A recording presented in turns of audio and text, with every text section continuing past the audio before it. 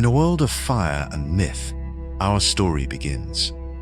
For a long time, historians told us a simple tale. The ancient past was a slow march of progress, from stone tools to bronze, from simple villages to great empires. But what if that story is incomplete?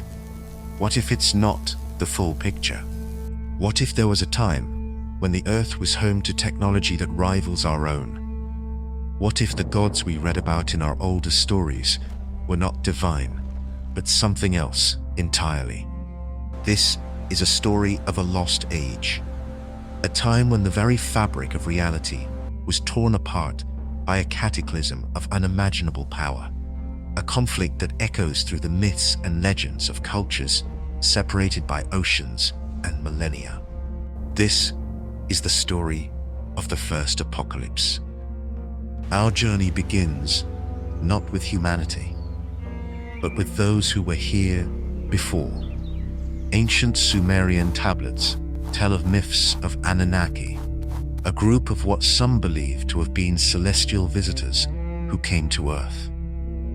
While mainstream academia sees them as mere deities in a pantheon of gods, others see a more compelling narrative. What if they were refugees from another world, seeking a new home, or a previous civilization repopulating their home planet after a cataclysm?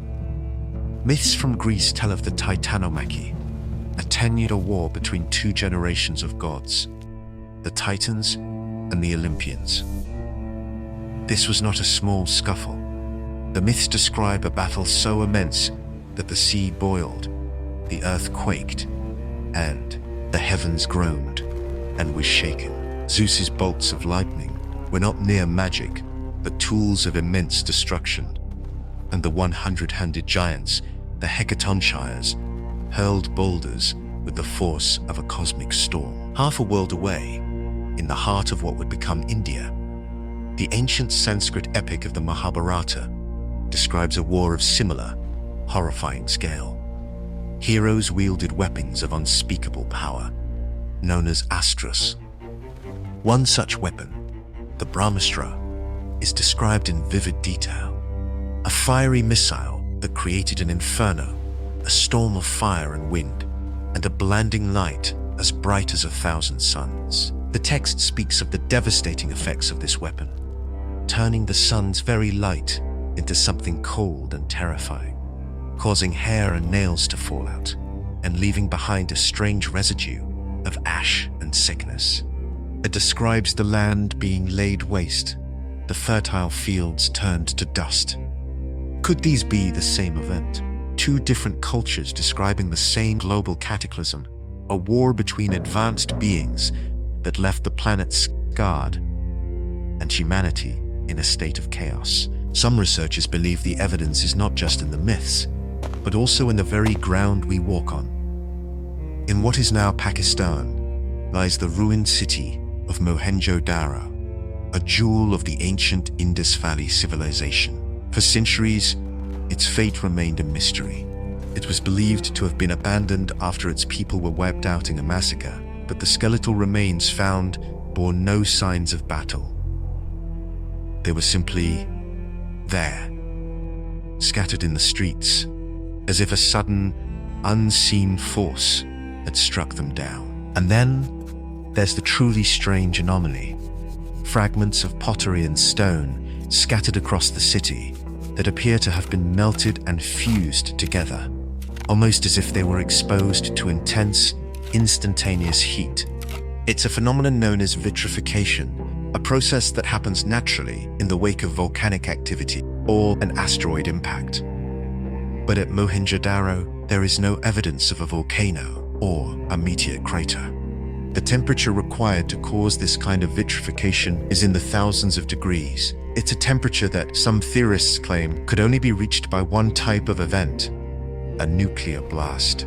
The theory suggests that a weapon like the one described in the Mahabharata was deployed right there in the ancient city of Mohenjo-Daro, and that the event was a pivotal moment in the full war of the gods. After this great cataclysm, a profound shift took place. What happened to the knowledge and technology of these ancient beings? Legends once again may hold the answer.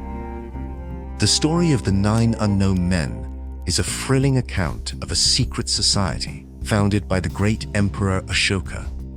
According to legend, after witnessing the horrors of war, the emperor created this clandestine order to gather and preserve all the dangerous scientific knowledge of the time into 9 different books.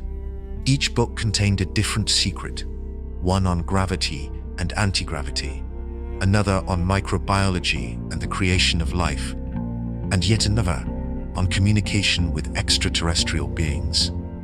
This secret society, it is said, has worked in the shadows for thousands of years, subtly guiding humanity away from the path of self-destruction and concealing the truth of our technological past. And this narrative is not alone. Throughout history, whispers of similar clandestine orders have echoed through the ages. From the elusive knowledge of the Knights Templar to the cryptic genius of Leonardo da Vinci, it's a story that suggests a hidden technological current running just beneath the surface of our known history. But if this knowledge was so successfully hidden, how can we hope to find any evidence of it today? The answer may lie in the objects that defy our understanding. Artifacts so out of place in their time that they challenge everything we think we know about history. We call them out-of-place artifacts. Consider the Antikythera mechanism, a complex device recovered from a shipwreck off the coast of Greece. It's an intricate bronze machine with dozens of interlocking gears, designed to track the movements of the planets and predict astronomical events. This device is so sophisticated that nothing like it would be seen again in our civilization for over 1,000 years. Was it a relic of a lost technological golden age? Or what about the so-called Baghdad battery? Found in what is now Iraq, it's a simple-looking clay jar containing a copper cylinder and an iron rod.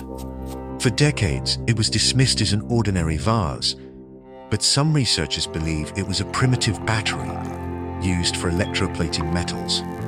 While academics debate its true purpose, its existence challenges our assumptions about what was possible in the ancient world. The evidence doesn't stop there. Look at the stonework at Pumapunku in Bolivia, where massive blocks of stone are carved with machine-like precision, with perfect angles and T-shaped grooves that appear to have been cut by a diamond-tipped saw. Or the colossal, perfectly cut stones at Baalbek in Lebanon, including a single monolith that weighs over 1,000 tons. How are these stones quarried, transported, and placed with such incredible precision without the use of advanced technology? Perhaps the myths were not just stories. Perhaps the gods were not divine beings, but a technologically advanced race that warred and destroyed itself. Perhaps the secrets they left behind were guarded by a hidden society, and perhaps the remnants of their power, a power so great it could turn the sun cold, are still buried beneath the sands of time. Could it be that the stories of ancient deities, sky wars, and cataclysms are simply the human memory of a technological past we lost and are only just beginning to rediscover? The answers lie not just in our books, but in the ruins, the artifacts, and the myths that tell us a different story about our origins.